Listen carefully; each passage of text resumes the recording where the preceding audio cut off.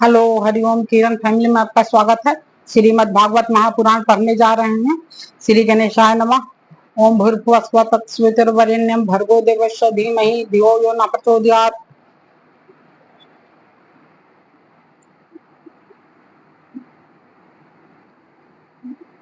श्री राधा कृष्णाभ्याम नमः। श्रीमद् भागवत महापुराण द्वितीय खंड।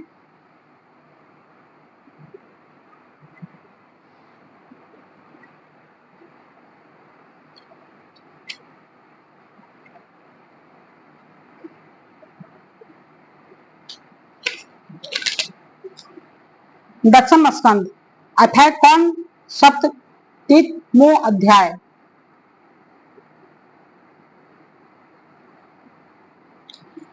69 अध्याय।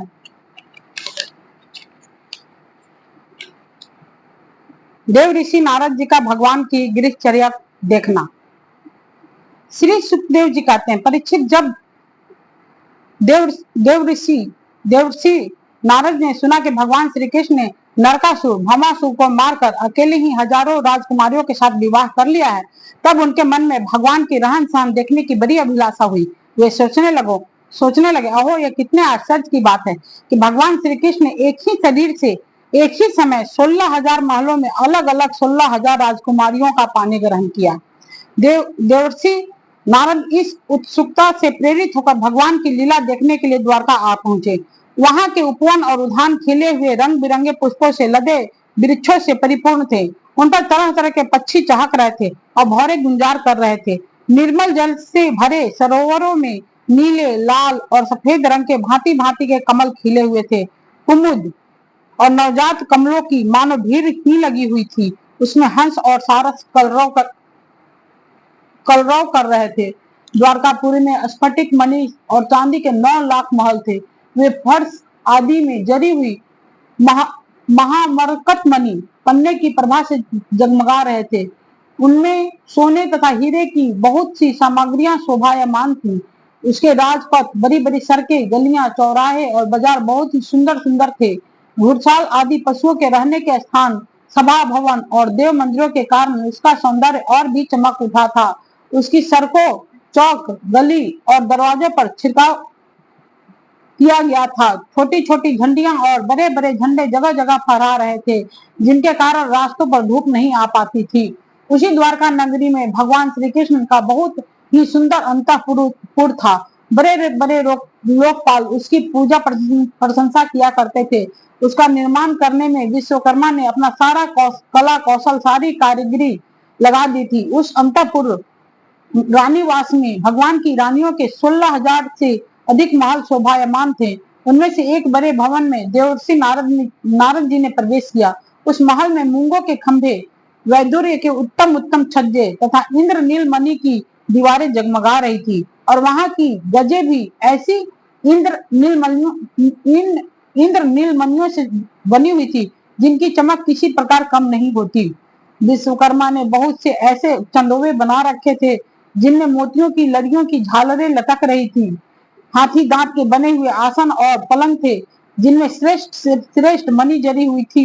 बहुत सी दासियां गले में सोने का हार पहने और सुंदर वस्त्रों से सुसज्जित होकर तथा बहुत से सेवक भी जामा, पगड़ी और सुंदर सुंदर वस्त्र पहने तथा जराऊ कुंडल धारण किए अपने अपने काम में व्यस्त थे और महल की शोभा बढ़ा रहे थे।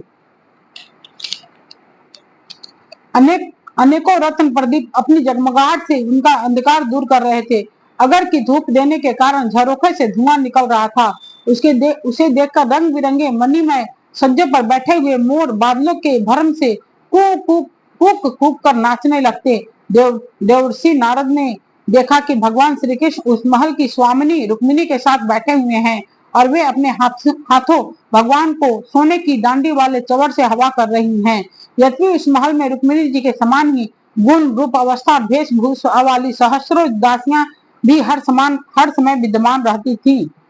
नारद जी को देखते ही समस्त धार्मिकों के मुकुट मणि भगवान श्री कृष्ण रुक्मिणी जी के पलंग से सहसा नारद जी को देखते ही समस्त धार्मिकों के मुकुट मणि भगवान श्री कृष्ण रुक्मिणी जी के पलंग से सहसा उठ खड़े हुए। उन्होंने देवर्षि नारद के युगल चरणों में मुकुट युक्त सिर से प्रणाम किया और हाथ जोड़कर उन्हें अपने आसन पर बैठाया। परीक्षित, इसमें संदेह नहीं कि भगवान श्री कृष्ण चराचर जगत के परम गुरु हैं और उनके चरणों का धुवन गंगा जल सारे जगत को पवित्र करने वाला है।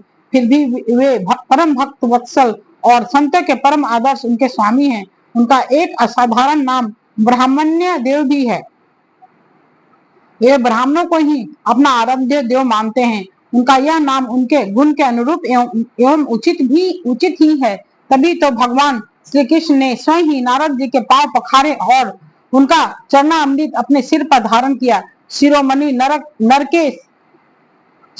नर के सखा सर्वदर्शी पुराण पुरुष भगवान नारायण ने शास्त्रोक्त विधि से देवर्षि शिरोमणि भगवान नारद की पूजा की। इसके बाद अमृत से भी मीठे किंतु थोड़े शब्दों में उनका स्वागत सत्कार किया और फिर कहा, प्रभु आप तो स्वयं समग्र ज्ञान वैराग्य धर्म यश श्री और ऐश्वर्य से पूर्ण है, आपकी हम क्या सेवा करें। देवर्षि नारद ने कहा, भगवान आप समस्त लोगों के एकमात्र स्वामी हैं, आपके लिए यह कोई नई बात नहीं है। आप अपने भक्त जनों से प्रेम करते हैं और दुष्टों को दंड देते हैं। परम यशस्वी प्रभु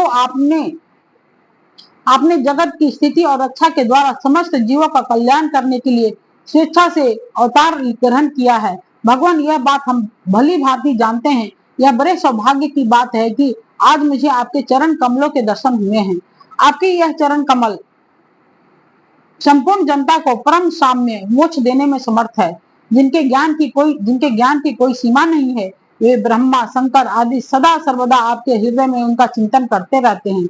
वास्तव में वे श्री चरण ही संसार रूप कुएं में गिरे हुए लोगों को बाहर निकालने के लिए अवलंबन है। आप ऐसी कृपा कीजिए कि आपके उन चरण कमलों की स्मृति सर्वदा बनी रहे और मैं चाहे जहां जैसे रहूं उनके ध्यान में तन्मय रहूं। परीक्षित, इसके बाद देवर्षि नारद जी योगेश्वरों के भी ईश्वर भगवान श्री कृष्ण की योग माया का रहस्य जानने के लिए उनकी दूसरी पत्नी के महल में गए। वहां उन्होंने देखा कि भगवान श्री कृष्ण अपनी प्राण प्रिया और उद्धव जी के साथ चौसर खेल रहे हैं। वहां भी भगवान ने खड़े होकर उनका स्वागत किया, आसन पर बैठाया और विविध सामग्रियों द्वारा बड़ी भक्ति से उनकी अर्चा पूजा की। इसके बाद भगवान ने नारद जी से अंजाम की तरफ पूछा, आप यहाँ कब पधारे? आप तो परिपूर्ण आत्मा राम आप तो काम हैं और हम लोग हैं अपूर्ण। ऐसी अवस्था में भला हम आपकी क्या सेवा कर सकते हैं? फिर ब्रह्म स्वरूप नारद जी, आप कुछ न कुछ आज्ञा अवश्य कीजिए और हमें सेवा का अवसर देकर हमारा जन्म सफल कीजिए। नारद जी यह सब देख सुनकर चकित और विस्मित हो रहे थे। वे वहां से उठकर चुपचाप दूसरे महल चले गए। उस महल में भी देवर्षि नारद ने देखा कि भगवान श्री कृष्ण अपने नन्हे बच्चों को दुलार रहे हैं। वहां से फिर दूसरे महल में गए तो क्या देखते हैं कि भगवान श्री कृष्ण स्नान की तैयारी कर रहे हैं।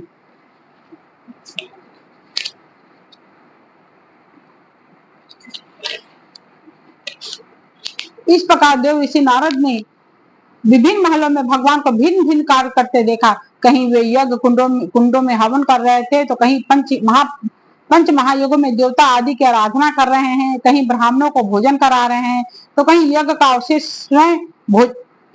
अवशेष स्वयं भोजन कर रहे हैं, कहीं संध्या कर रहे हैं, तो कहीं मौन होकर गायत्री का जप कर रहे हैं, कहीं हाथों में ढाल तलवार लेकर उनको चलाने के पैतरे बदल रहे हैं, कहीं घोड़े हाथी अथवा रथ पर सवार होकर श्री कृष्ण विचरण कर रहे हैं, कहीं पलंग पर सो रहे हैं, तो कहीं बंदी जन उनकी स्तुति कर रहे हैं।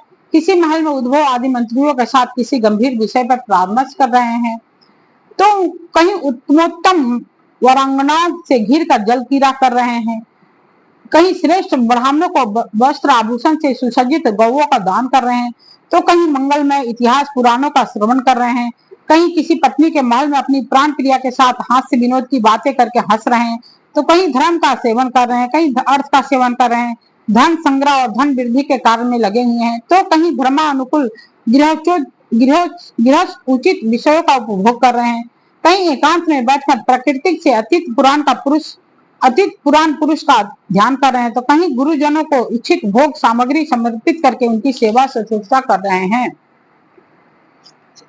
देव ऋषि नारद ने देखा कि भगवान श्री कृष्ण किसी के साथ युद्ध की बातें कर रहे हैं तो किसी के साथ संधि की, कहीं भगवान बलराम जी के साथ बैठकर सत्पुरुषों के कल्याण के बारे में विचार कर रहे हैं, कहीं उचित समय पर पुत्र और कन्याओं का उनके सदृश पत्नी और बड़ों के साथ बड़ी धूमधाम से विधिवत विवाह कर रहे हैं, कहीं घर से कन्याओं को विदा कर रहे हैं तो कहीं बुलाने की तैयारी में लगे हुए हैं।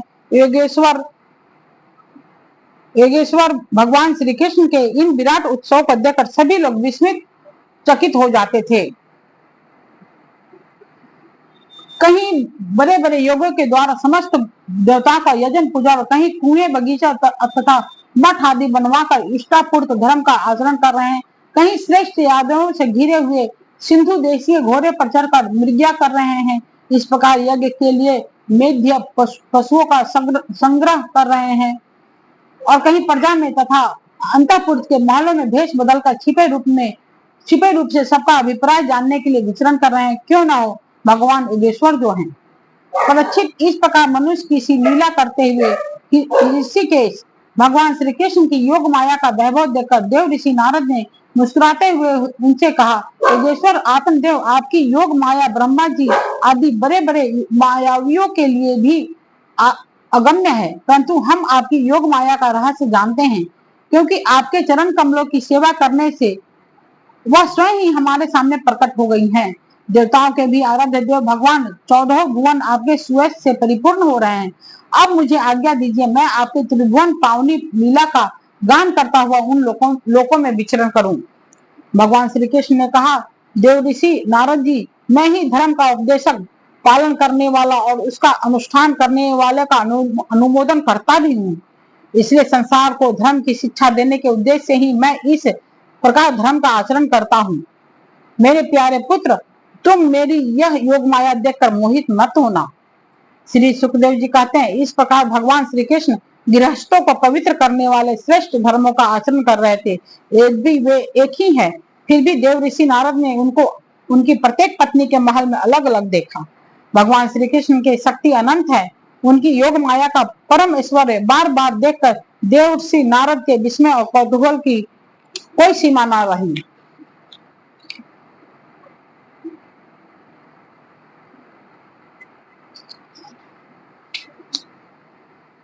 द्वारका में भगवान श्री कृष्ण गृहस्थ की भांति ऐसा आचरण करते थे मानव धर्म अर्थ काम रूप पुरुषार्थों में उनकी बड़ी श्रद्धा हो। उन्होंने देव ऋषि नारद का बहुत सम्मान किया। वे अत्यंत प्रसन्न होकर भगवान का स्मरण करते हुए वहां से चले गए। राजन, भगवान नारायण सारे जगत के कल्याण के लिए अपनी अचिंत्य महाशक्ति योग माया को स्वीकार करते हैं और इस प्रकार मनुष्यों की सी लीला करते हुए द्वारकापुरी में 16,000 से भी अधिक पत्नियां अपनी सलज एवं प्रेम भरी चितवन तथा मंद मंद मुस्कान से उनकी सेवा करती थी और वे उनके साथ विहार करते थे। भगवान श्री कृष्ण ने जो लीलाएं की है उन्हें दूसरा कोई नहीं कर सकता। परीक्षित, वे विश्व की उत्पत्ति, स्थिति और प्रलय के परम कारण है। जो उनकी लीलाओं का गान श्रवण और गान श्रवण करने का अनुमोदन करता है, उसे मोक्ष के मार्ग स्वरूप भगवान श्री कृष्ण के चरणों में परम प्रेममयी भक्ति प्राप्त हो जाती है। इति श्रीमद्भागवते महापुराणे परमहंस्यां संहितां दशम स्कंधे उत्तरार्धे कृष्ण गृहस्थ दर्शनम नामे को सप्ततिमो अध्याय।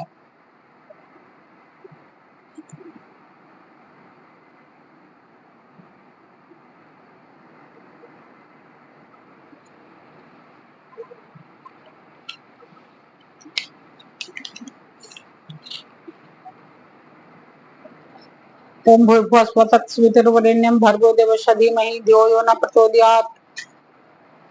ठीक है दोस्त, हरिओम।